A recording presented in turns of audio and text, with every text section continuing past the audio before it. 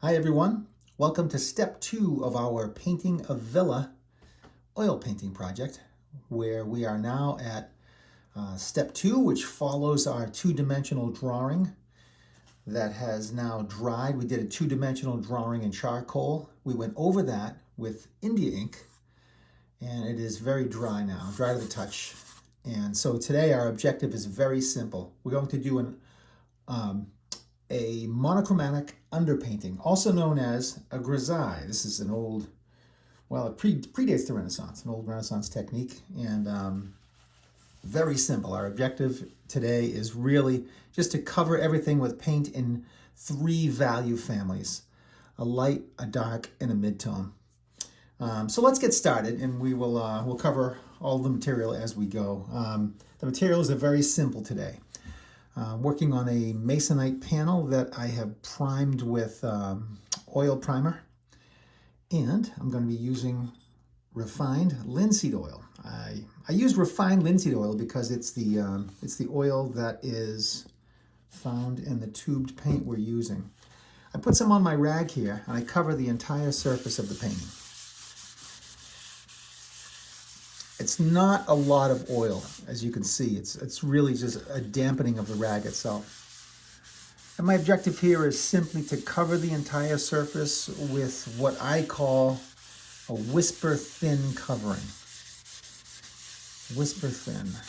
And to me, whisper thin means if you take your fingers and rub it on the surface afterwards, you can see there's just a very thin residue. Whisper thin, so it's not goopy. And it should make a sheen, and maybe you can see that sheen here. So if you sort of tilt it in the light, you can see if there's any holidays. Yeah, so there's a little spot right there and a little spot right there. And so all you want to do is really just make sure these spots are covered with a nice sheen of oil. Good, and that looks great. And so, again, this is ready to go. So, the purpose of the oil stage is really twofold. It does a few things. One is that it seals the drawing. And 2, it gives us a little bit more painting time. We're about to cover this with raw umber oil paint.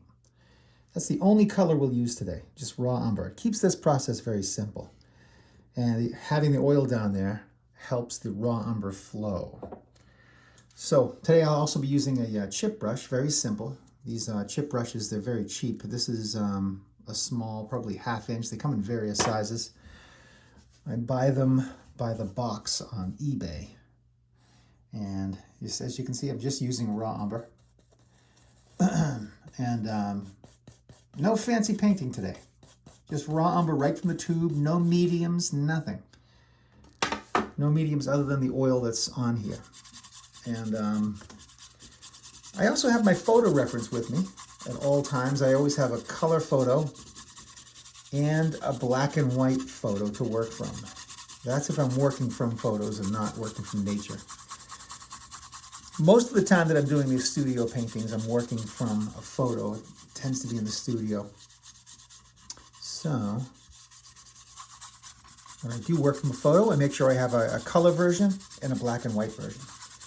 In the absence of a black and white version, I will use my Ruby Beholder. Ruby Beholder is this magical little piece of red plastic that when you look through it, you see the world in a series of values. You can see I've got my value scale up here. So we take this color photo, for example, and here's my Ruby Beholder. If you look at the Ruby Beholder, notice how you can see light, darks, and midtones, right? And so this enables us to see in a world of values rather than color. And it sort of simplifies our objective today, which is to really just create a value underpainting. And so you can see that the application of raw umber paint, I'm using Winsor Newton, by the way. Not that it really matters. Any professional grade paint is preferred. Winsor Newton, Gamblin. I love Williamsburg. Nice, beautiful handmade paint. holds the integrity of the color very well. Okay, so you can see there's no fancy brushwork here. Now I'll take a clean rag. I like these blue shop towels. I get these at Home Depot or Lowe's sells them. I buy them by the roll, half a dozen rolls at a time. And I'm just trying to rub out a nice, even, semi-transparent layer so I want to make sure it's transparent enough so that I can see my drawing underneath. That's one of the reasons that we drew over our charcoal drawing with India ink so that we could see the India ink pop through this layer here. So our objective today, again, is really quite simple. We're going to do a monochromatic underpainting, and we're going to do it in such a way that we're focusing on the large masses. And we're going to look at these large masses in terms of being three families: lights, darks, and midtones. If you look at my value scale, you can see that the value scale is numbered from 1 through 9. I prefer an odd number on the value scale because it gives you a definitive midtone, a value 5. Another great thing about having 9 values is it gives us 3 definitive even families. It gives us 3 darks, 3 lights, and 3 midtones, 4, 5, and 6. And so we're going to think of doing this painting in terms of, those 3 value families. We'll have our dark masses, our light masses, and our midtone masses. And so philosophically, we've just covered the entire painting in approximately a value 5. So we're somewhere here. So 1/3 of our painting is done today. That's it. All the midtones are already on here. And now we will simply take a rag and wipe out the lights and wipe out our light family. So if you look at your reference photo, squint your eyes or look through the Ruby Beholder and observe the abstract puzzle shapes of light. And you're simply going to put a rag around your finger and wipe them away. And you'll notice that the rag gets dirty very quickly. So just find a new spot on the rag and wash, rinse, repeat. Easy peasy. Easy peasy pumpkin squeezy, they tell me. So here we go. All right. It really is easy and fun. Okay, so again, to clarify our objective, we've covered the canvas in a midtone, approximately value 5. That's 1/3 done. Once we wipe away the whites or the lights, we will be 2/3 done. And then we're going to do what I call beefing up the darks. So now when you get into small areas like this, we're going to make a little tool here. We're just going to take the rag and bunch it up into a nub. Okay, a nub with a point on it. And that's going to help us get into areas that are sort of harder to get into, like between this cypress tree right here. See that? Isn't that lovely? Feels good. Looks good too. Okay.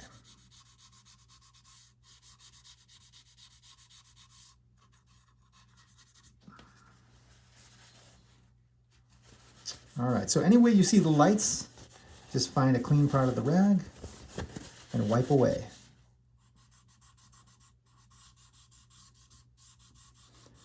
One other thing I'll add is that I'm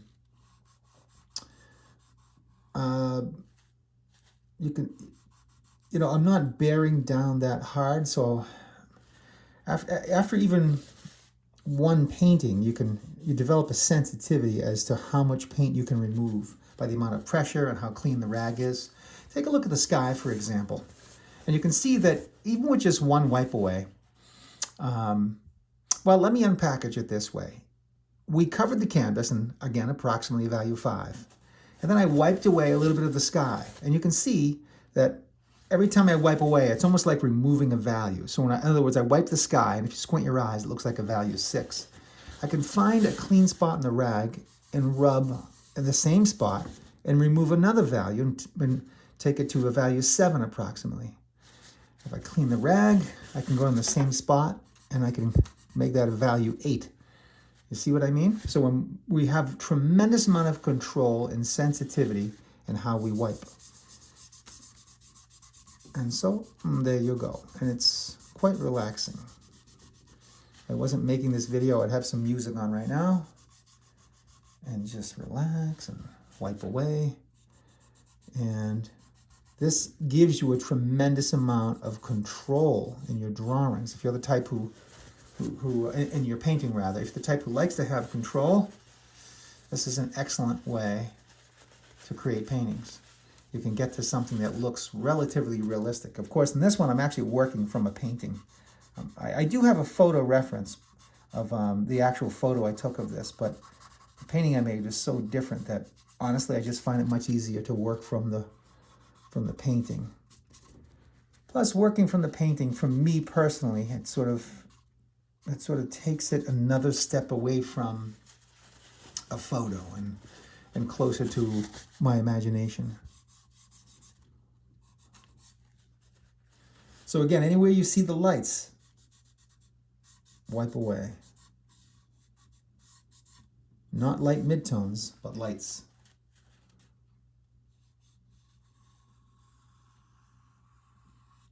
Really satisfying.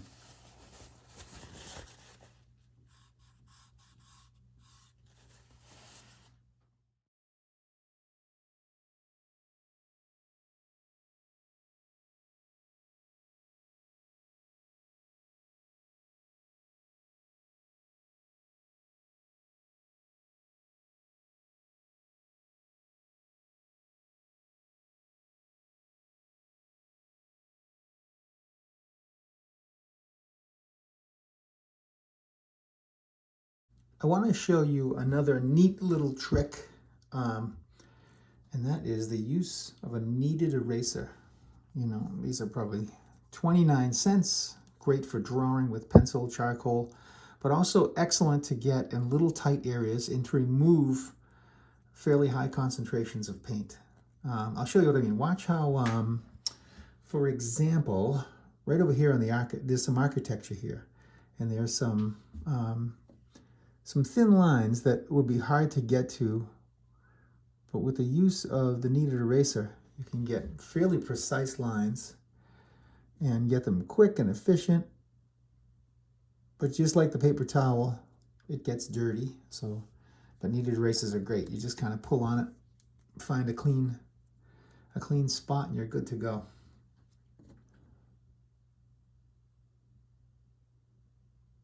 And you can get fairly precise.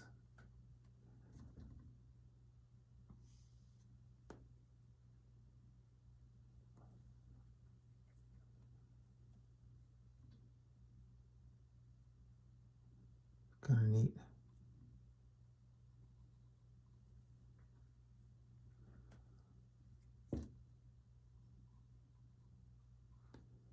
So again, we are wiping away the lights.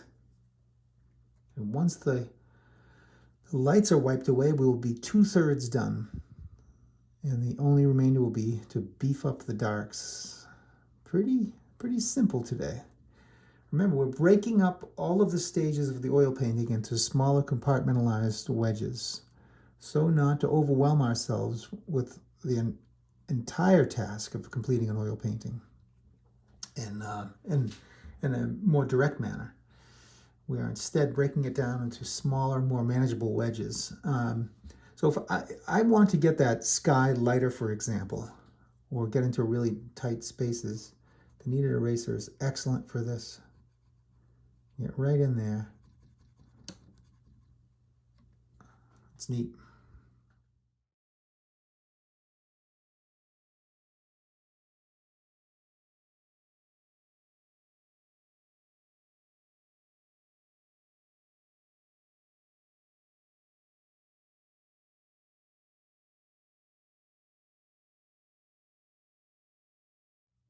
Okay, we've wiped away the lights, and that means we are about 2/3 of the way through this painting session for today with the simple underpainting grisaille.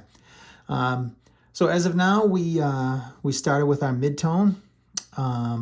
We covered the entire canvas with approximately a value 5, 1/3 done. Then we wiped away our lights, these 3 values here, right? Primarily, if you squint your eyes and look at values 7, 8, 9, you're squinting and really compressing, finding something close to the 8. That's what you're looking for, right? So you're trying to compress these your light family, compressing your midtone family. And now we'll address the darks. And so with the darks, it's very simple. I have raw umber and a paintbrush, my chip brush. I'll use the largest brush I can.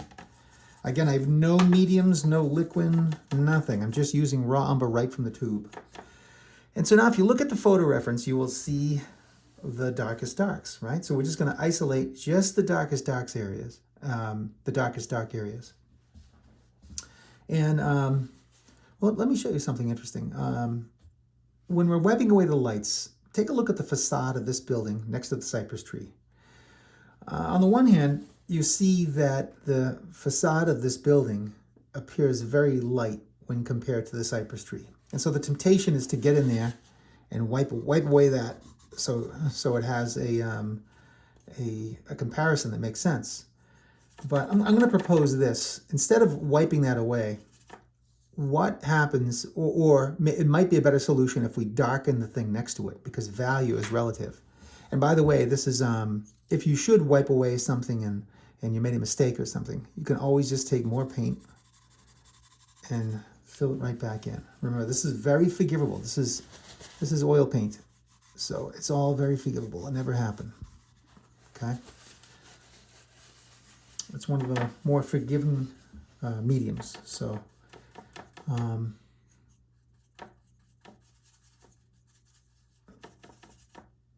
so have some confidence moving forward, knowing you can fix just about anything. Okay, very good.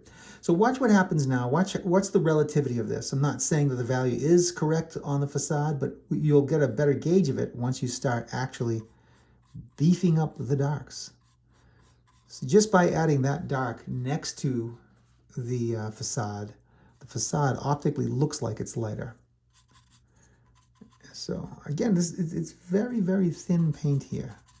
I'm not using much paint at all. You can see that. It's a very soft touch, not a lot of paint on the brush.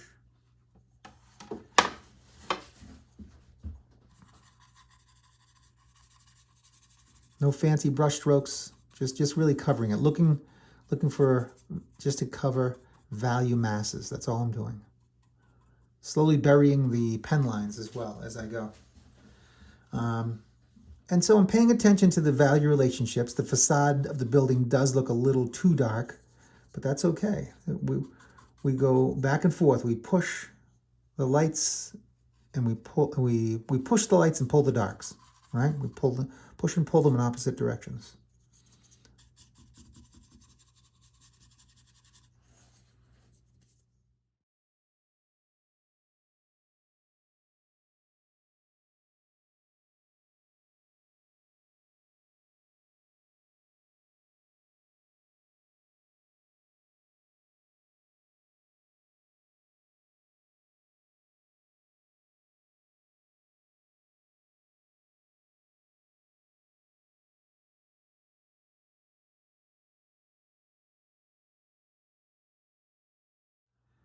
Okay, so that should do it for session number 2, the monochromatic underpainting or grisaille.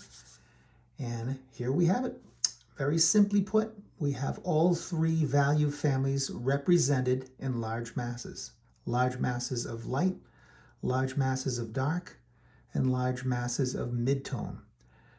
We will further enhance upon each one of these families and have more sensitivity within each value family in the next session with the addition of underpainting white and semi-opaque paint. But for now, in this step, we are far enough along to call this one quits, where we can actually see at a very early stage what the finished painting will look like. Thank you so much.